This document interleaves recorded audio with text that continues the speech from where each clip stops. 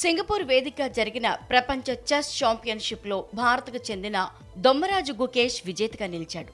చైనాకు చెందిన దిల్ లిరెన్ను ఓడించి ఆయన చరిత్ర సృష్టించారు. 14 గేమ్ల ఈ మ్యాచ్లో గుకేష్ 7.5 పాయింట్లు సాధించి విశ్వనాథ్ ఆనంద్ తర్వాత రెండో ప్రపంచ ఛాంపియన్గా నిలిచాడు. దీంతో గుకేష్ సొంతూరు మురిసిపోయింది.